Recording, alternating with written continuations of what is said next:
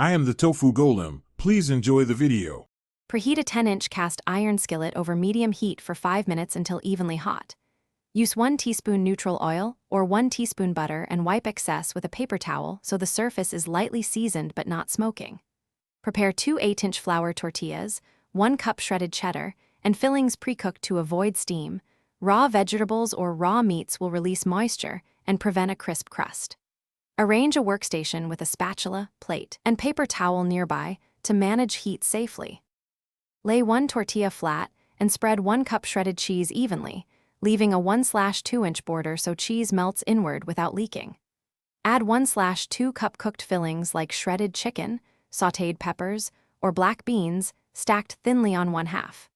Cook the assembled quesadilla in the hot skillet 2 to 3 minutes per side until golden brown and cheese reaches a melty, stringy consistency. Press gently with a spatula to compact layers and flip with care to avoid torn tortillas or spilled fillings. Rest the cooked quesadilla 1 minute on a cutting board to stabilize the melted cheese and avoid burns when cutting. Slice into 6 wedges with a sharp knife or pizza cutter for clean edges, wiping the blade between cuts if cheese stretches. If crisping is needed, return wedges to skillet 30 seconds per side.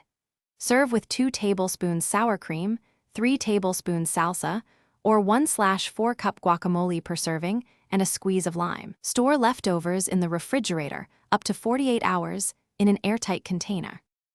Thanks for watching. Consider subscribing if we helped you today.